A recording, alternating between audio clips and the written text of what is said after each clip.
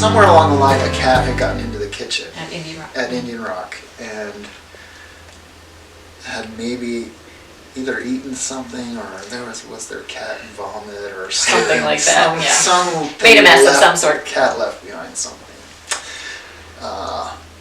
and of course, Janice, this was horrible. And later on,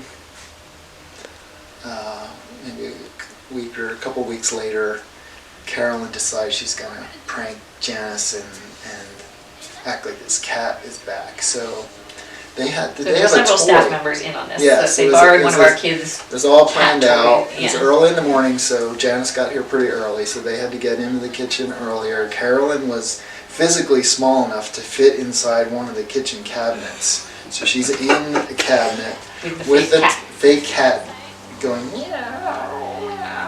And they had set up a camera on top of the stove so that when Janice came in, you could just see all of this on film. So. And they had mixed up some concoction of pudding or something and put a little plop. Cat vomit on the floor. Cat stuff. And so Janice walks, you see her on the camera, she walks in, she flips a fan on. I think you can hear the fan, but then she sees it right away, and she hears the cat, and it's because she was in the cabinet, and the fan was on, she couldn't tell exactly. It just worked perfectly. And she was like, and she called Lamar. Lamar Horst was a volunteer back then, an older gentleman who picked up sticks in the campground and raked leaves, and she's just like pointing to that. Wanted him to open the cabinet door. So I think he's the one who actually opened it, wasn't he? I think he's did. Like looking around, and then he eventually opens it, and she gets out, and everybody's laughing. Everyone was laughing, right? Yeah. Okay. It was good. Hello, I'm Bill, Executive Director here at Woodcrest Retreat, having another Fireside Chat with people past and present who've created a legacy for Woodcrest Retreat. And I'm here this afternoon with Phil and Kelly Horning, names that if you've been at Woodcrest you're very familiar with, whether it's them personally or your children have followed in your footsteps over the years. So why don't you go ahead and introduce yourselves? Well, we're Phil and Kelly Horning. We have been on staff, I think officially 16 years. I think it was like, not exactly sure how many were part-time first, and then and we lived on site here, so that was part of our journey. Officially, my title was program director, which means different things at different times, but you worked some in the office and just were always around, and informally in many different capacities and with staff, and our children for a good chunk of their childhood would have grown up here. Yeah. So. Yeah, because we live in that staff house now. Yeah, we great have, house. There are little tokens of Caleb around. Yes. So we lived in the trailer for 8 years. Which is now Rock Haven. And then the staff house was built. That's quite the upgrade. Yeah. Yeah. Yes, we had 3 kids at the time when we were living in the house trailer. I was just thinking about Phil's older sister Darlene McCosby was spearheaded the whole nature program. Okay. I was recalling, this was fun, thinking of some of these questions. There's a building that no longer exists. It was a shed, really, kind of in the parking area for Oak Shade. Yes. I don't remember what it was for, but it wasn't very big, and that was the first nature shack. And there was a pile of,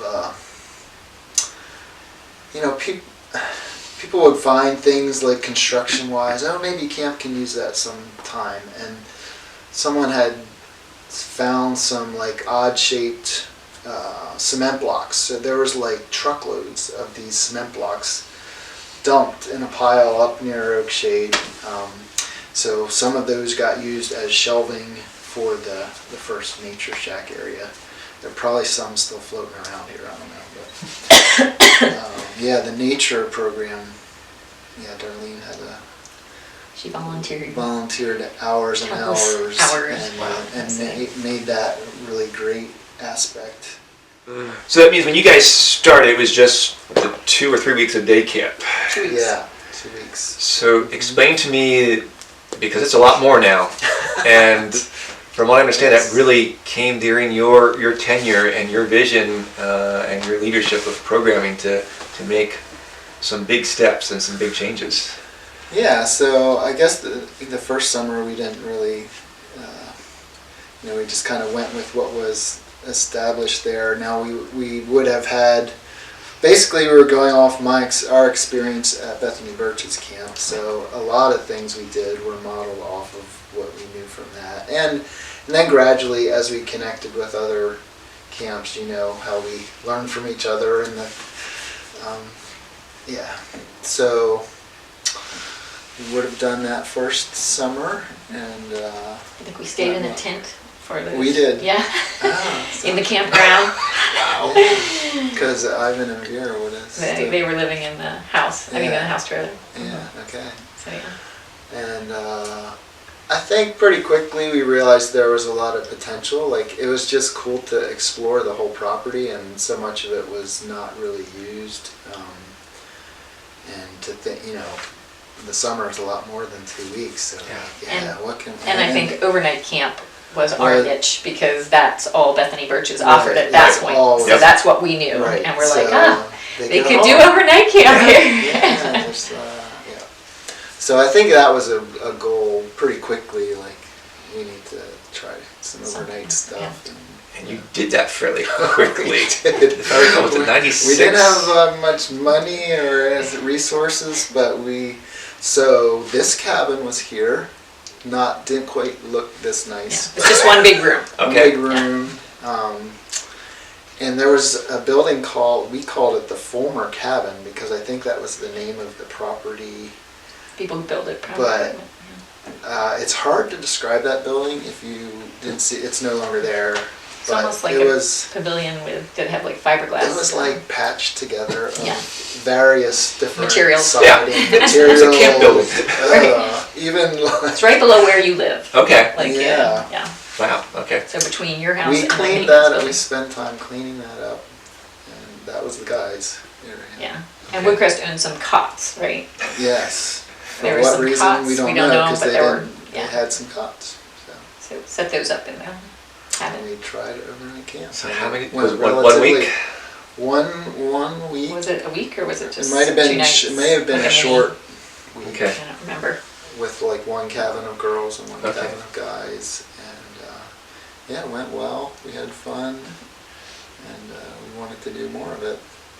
And somewhere along the line, then I don't know if it was that next year right away, but I got, like, back in the day, like, I went to the board meetings too. I don't know who all goes to board meetings now, but like, no one wants to go go. Yeah.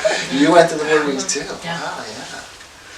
So we were probably like really young compared to the rest of the, I would have been, like mid-20s.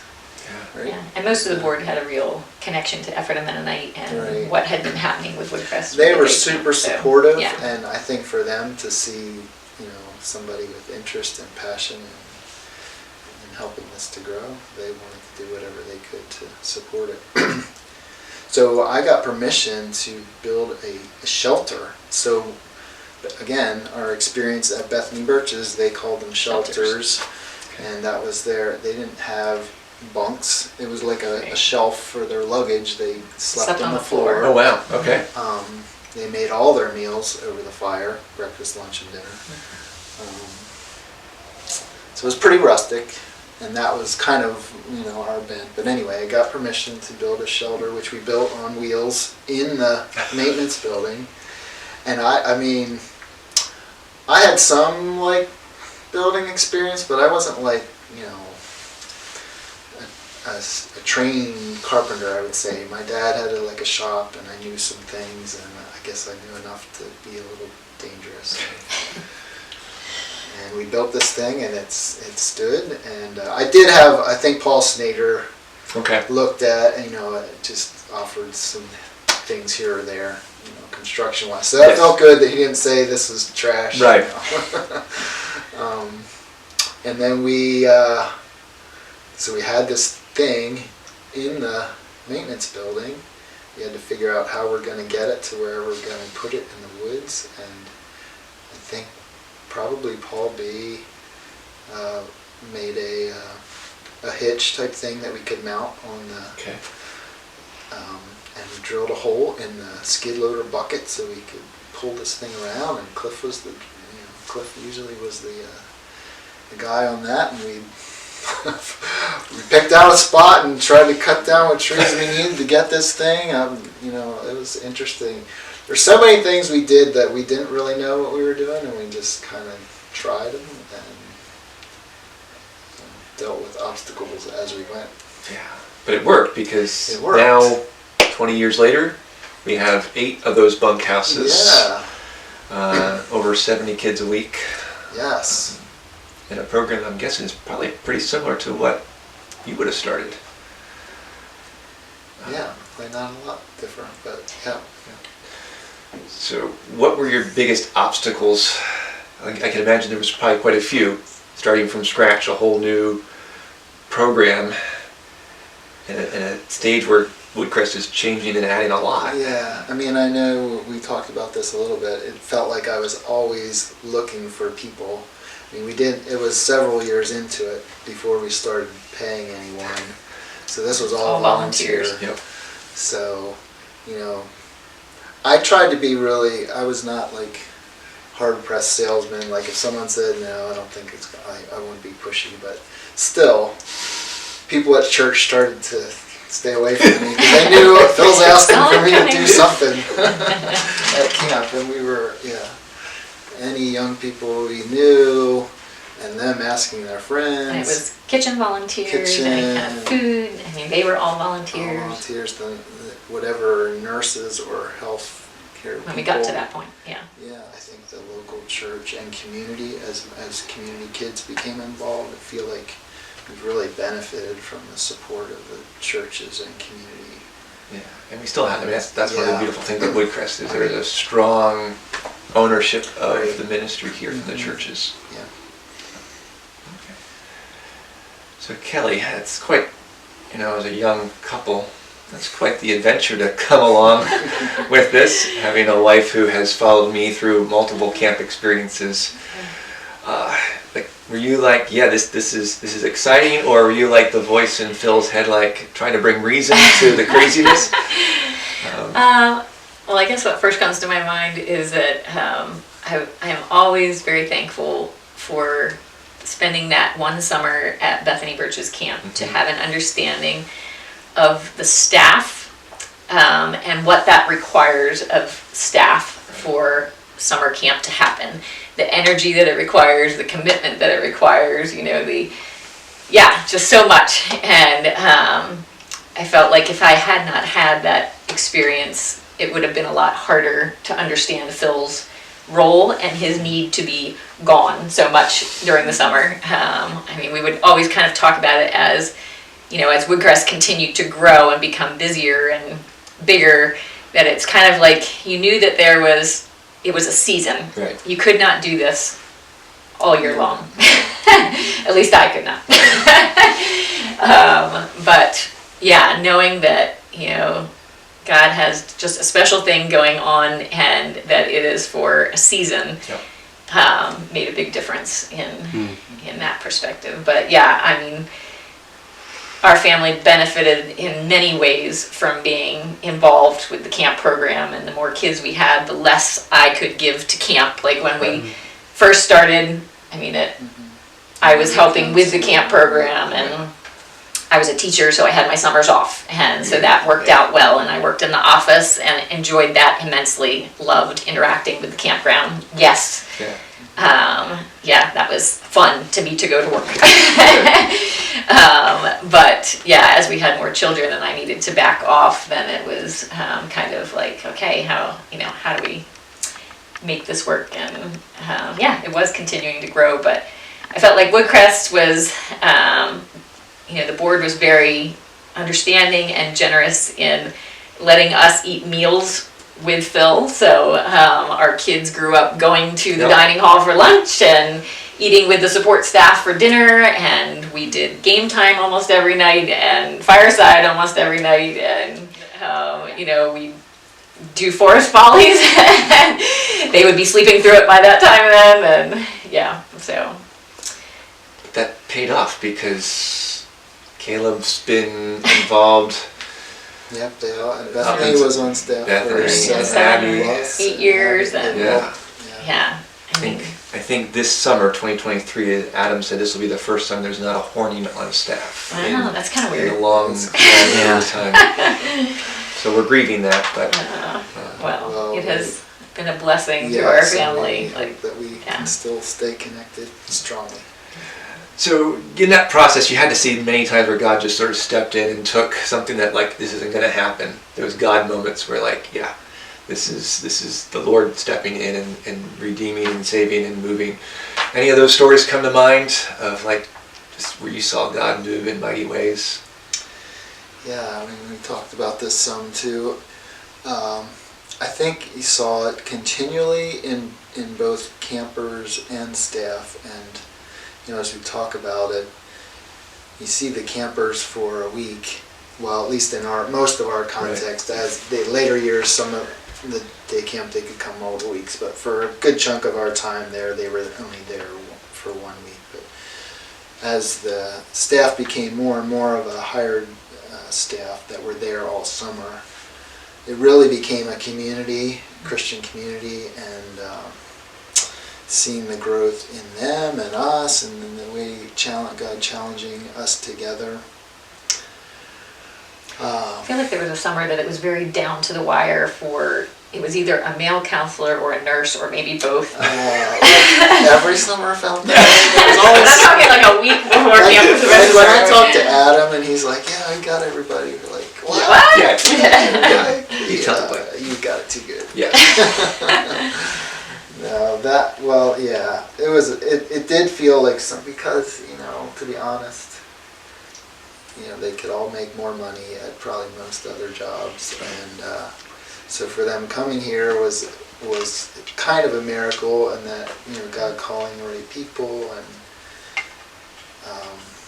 prayer was so important, and it's hard to overstate the prayer that we did together, but also I believe that prayer happens that we don't know about, that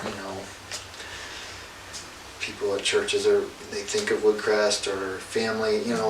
I remember the time that there was a summer we had a fire here, and someone told me later how they were driving by on 222 and they saw smoke, and they were just called. I think they kept driving, but they just began praying for the camp and the situation, and so you were here for that one. We were here for that one. Okay. Yep. I was right in the midst of that one. That God brought a lot of good out of that too. That was a story where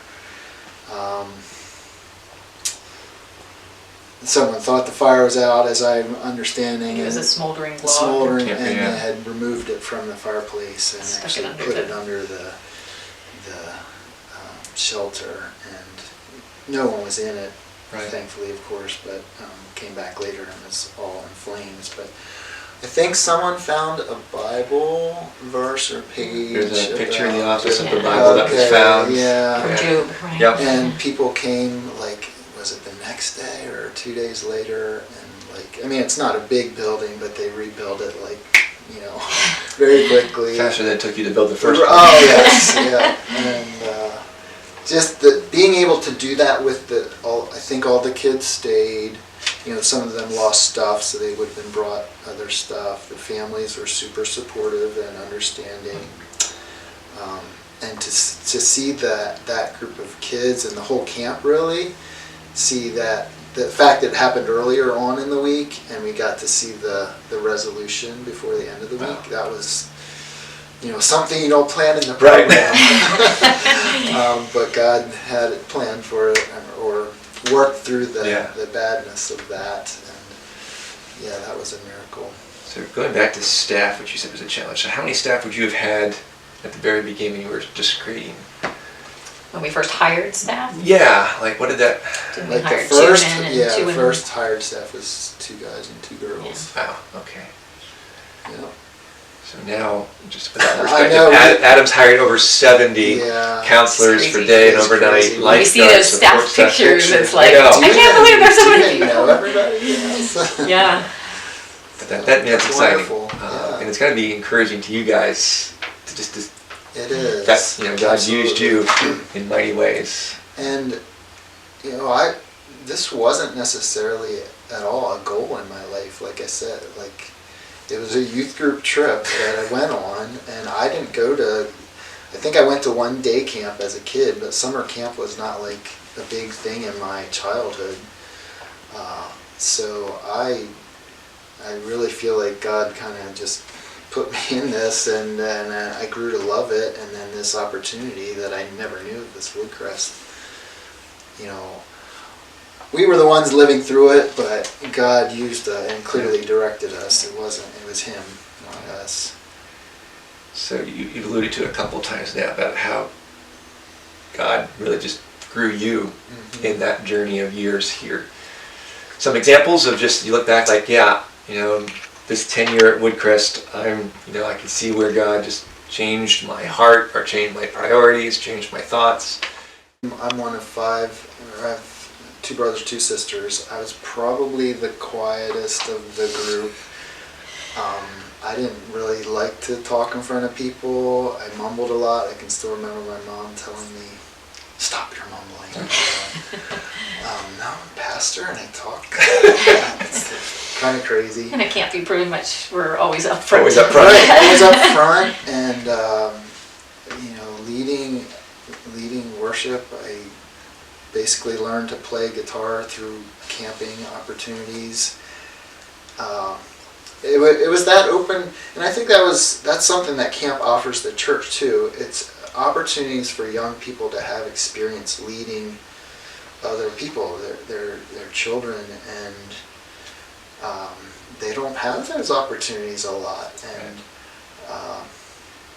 and they get to do it alongside their peers doing the same thing, and they stumble and they screw up, and that's okay. We learn from it, and the kids are very, they don't care a whole lot, forgiving. Yes, I mean, I just feel like it's a great environment to offer some steps of leadership to young people and ministry opportunities. So I love that. I love that camp that you can talk to the kids about Jesus and the Bible, and then you can go play capture the flag or whatever, and they see how you do that too. Right. And the way you play a game is just as much of a message as how you share your Bible lesson. So that's the beauty of camp. Your time, not just here today, but I mean, investing most of your lives in this place for the kingdom, and pouring out, sacrificing sweat, tears, prayers, sacrificing time with your kids. I know what that's like. I'm sure. I'm sure you do too. I know you do. But but it's got to be really just so thankful and rewarding to see how God has used all of that beyond what you can even ever imagined. Yeah, it's an honor. I mean, it really is a picture of, I think, the bigger body of Christ, like the bigger church, seeing staff coming from various backgrounds, and just connecting for that time, and the discipleship that happens, the mentorship that happens. It really felt like we were going to our church still at Gaiman's, but that Woodcrest was also our church. It was this really amazing community to have. It was a privilege, to be a part of. So. And of course, you've stayed part of Gaiman's because that's where you pastor now. Yes. Yep. And the church still is a supporter and a friend of Woodcrest, and we thank you for that. Mm-hmm. We had our first baptism in your pool this summer, so that was a special event. So, well, thank you again for your time. Thanks for listening, and stay tuned for more editions of Fireside Chat.